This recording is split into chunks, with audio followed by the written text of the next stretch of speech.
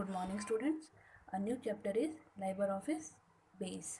Students, I am about to show you some pictures and I want you to observe them. So, here's picture number 1, picture number 2, and picture number 3. Well, can you please tell me what is common in all these 3 pictures? Let's have a closer look. Picture 1 represents a dictionary, and what does a dictionary have? It have words and their meaning.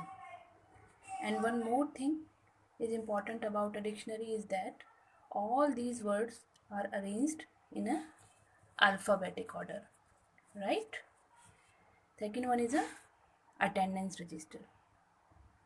You must have seen your teachers maintaining your record in these registers.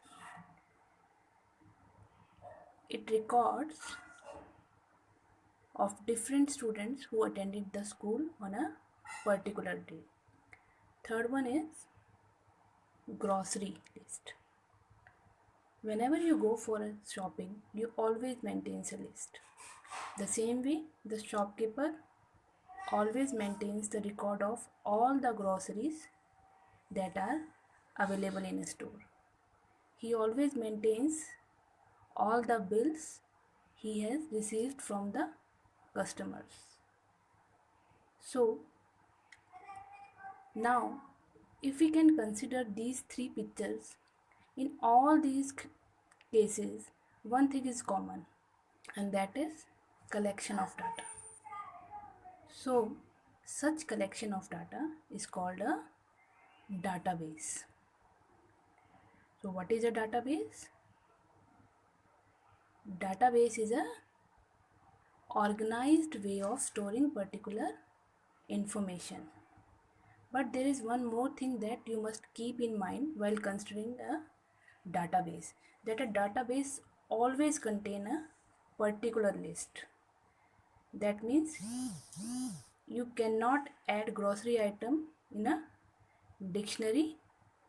Similarly, you cannot add dictionary word in a attendance register.